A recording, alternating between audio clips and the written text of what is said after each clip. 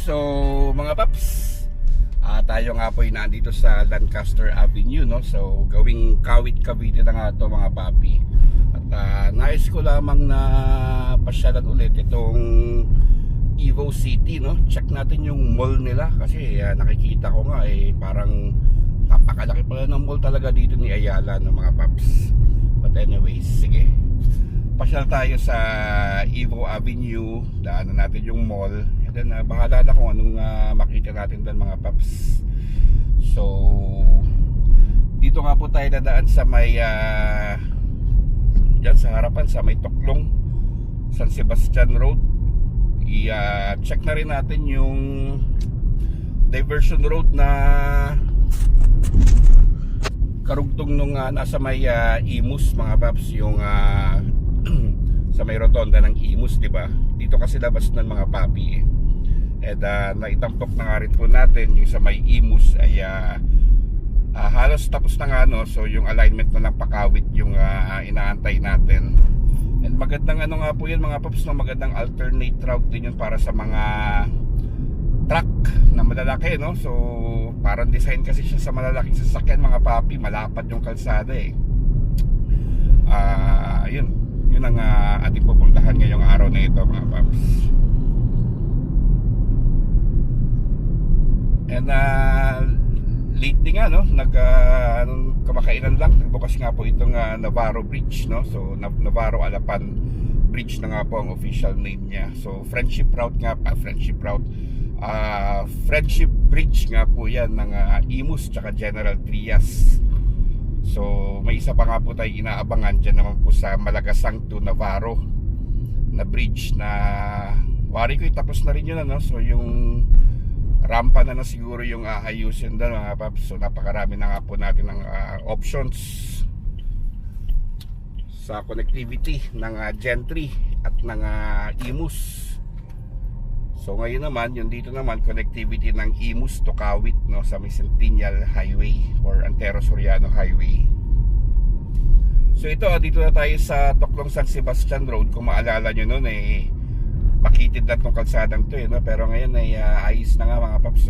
So 2x2 lane na nga siya.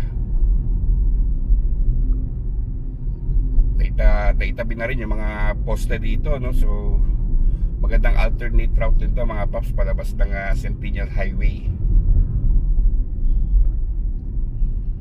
And dito nga, no, yung lulusutan nung sinasabi ko nga po na diversion road sa may Imus, dun sa may ating rotonda. Dito yung mga paps, ito yung nasa harapan natin. Ayan, parang wala pa rin po nasisimulan dito sa side ng Kawit, no? Sige, antayin natin yan mga paps. Dito yun tutumbok yun dito sa Advincula Avenue.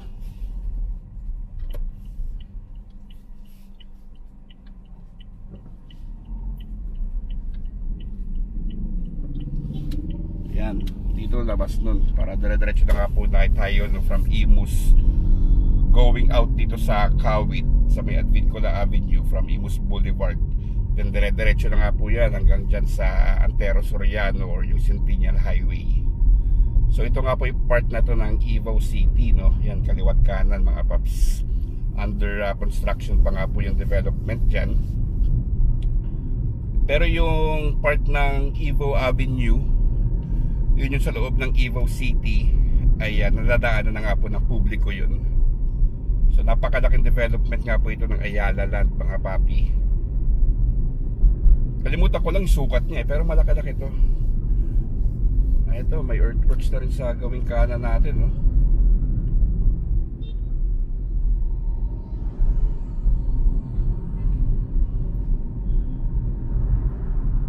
Yung church dito sa Evo City ay bukas na rin yan sa publiko mga paps.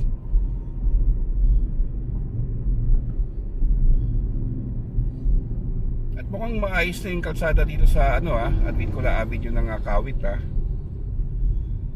So ito, Evo Avenue, pasok tayo mga papi.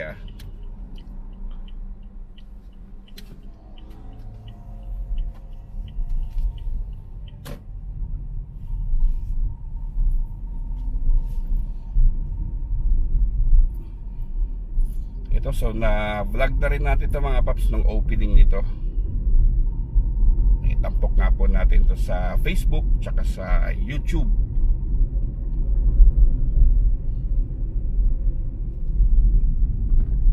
Siyempre yung sidewalk malapad, no? Ganda, mapuno.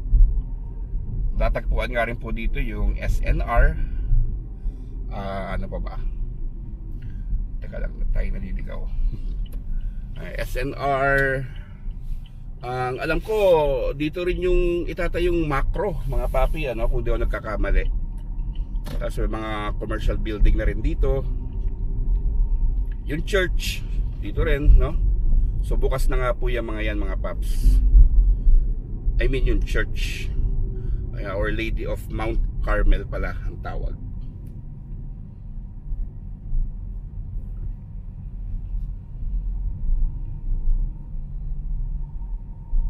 Then yung mall naman, yung Ayala Mall, bahagi nun ay bukas na rin sa publiko, no? Pero yung pinaka main building ay ginagawa pa yun, mga papi.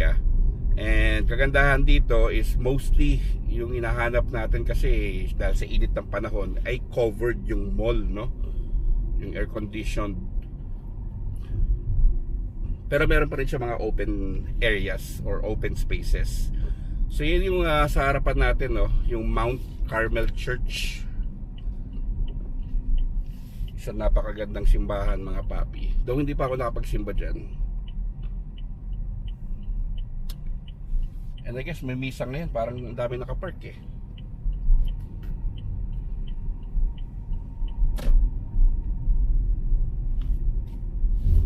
Yan naman yung sa harapan, yung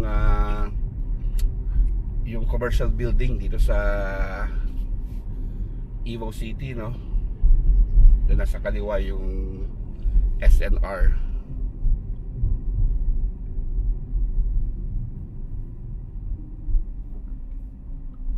Ikot-ikot lang tayo dito, mga paps.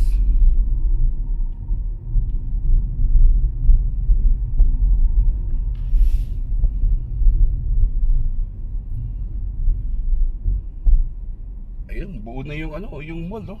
The last time na nandito tayo skeleton pa yan, pero ngayon kita niyo naman, mga paps, oh. Yan, di ba? Yun, so laki niya, no?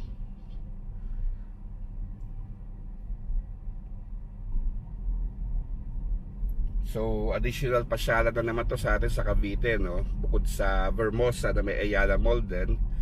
So meron din dito sa may Kawit. Magkakalapit lang yun, mga paps, mga township kasi dito sa Cavite halos magkakadikit, no?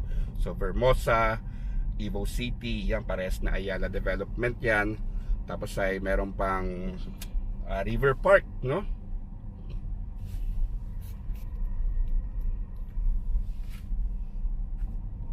Yan, so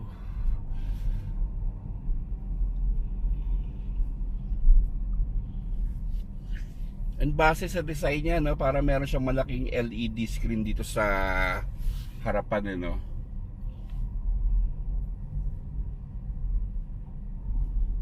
Siyempre kaabang-abang din yung mga tenants nito kung anong mga ilalagay sa loob niya, mga papi. Ako basta habol ko palagi sinihan. Mahilig kasi ako manood ng sine, mga paps.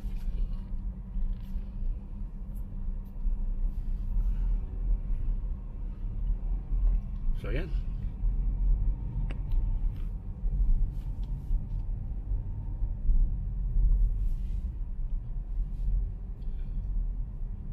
Malaki siya, no? Malaki yung enclosed area niya compared doon sa outdoor area.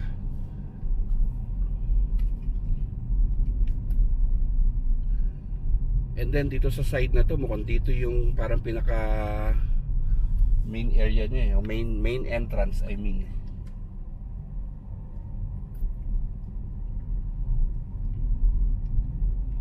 U-turn tayo, mga paps, para mas lalo natin siya makita. Sa harapan natin, oops, yan na ulit tong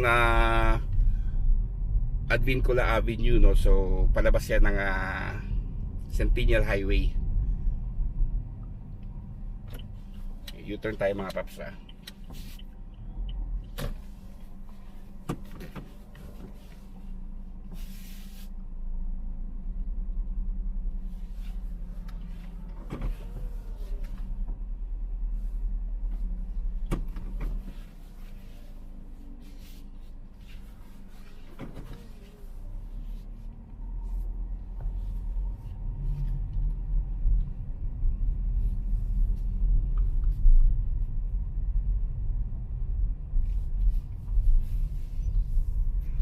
Ito yung sinasabi ko, parang pinaka main entrance niyo.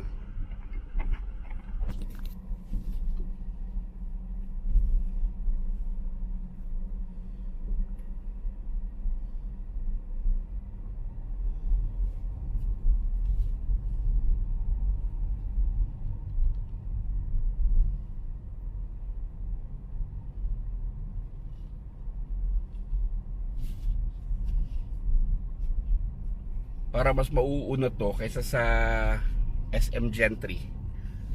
Well, tingin ko lang naman, no? Hindi natin sure.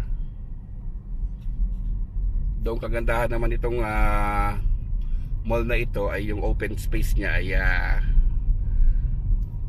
open na sa publiko.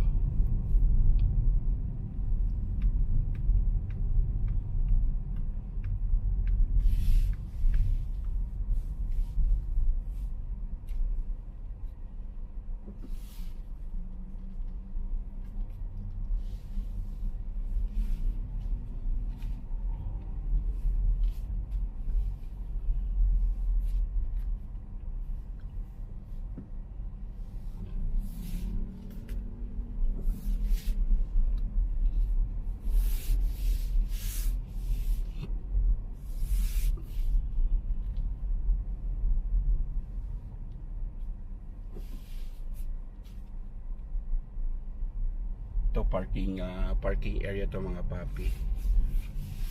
So napakarami rin talaga namamasyal dito. Lalo na kaya pag nagbukas na ng 100% yung mall, no? So added pasyalan na naman po ito para dito sa atin sa Cavite.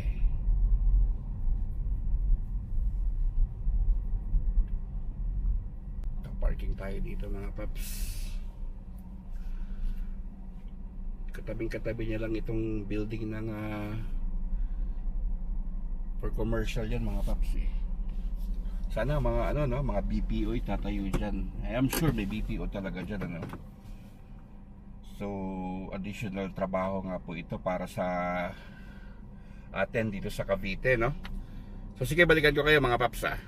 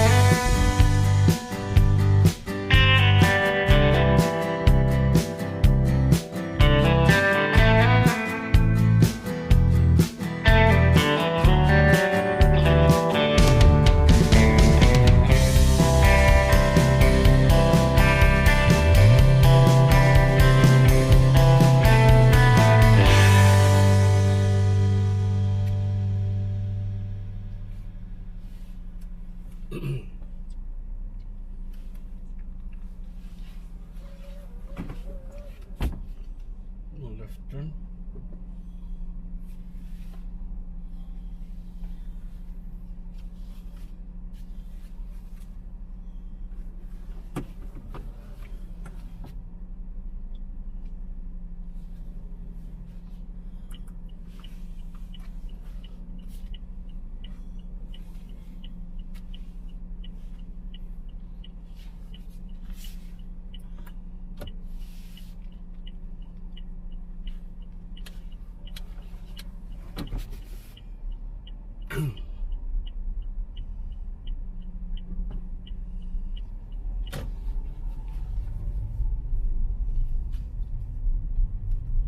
So ayun nga mga paps, no, yung development nga po dito sa Evo City, no. So saan bang ano dito sa malabas parking anyway. Yan po, kita nyo naman po, no, sa ating video na malaki na nga yung mall, no, and almost finish na nga po yan mga paps. Kumbaga na finish na nga rin po yung pinakaharapan niya, no.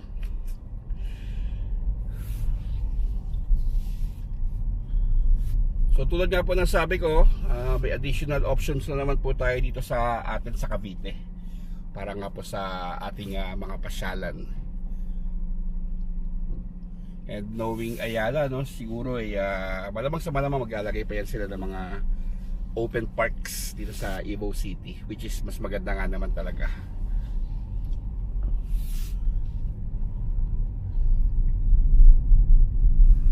So ayan na yung mall sa harapan natin. Kaya yan ngayong taon. Tingin ko kaya na yan. Then hindi ko lang sure kung may naka list na ba dyan sa mga offices na yan sa kanan natin mga papi. So maganda yung kalsada rin dito sa loob ng Evo City. Kita nyo naman po, lapad po nung sidewalks.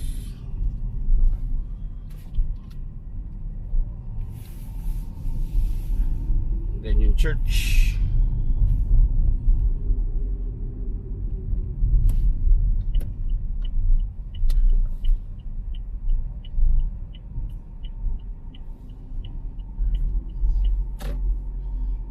Ito, palabas na tayo ng Antero Soriano Highway mga paps. Maraming salamat nga po sa pagsama sa akin kahit saglit dito nga po sa loob ng Evo City. At sana nga po nag-enjoy kayo at hanggang sa susunod na update nga po natin. So salamat po mga paps.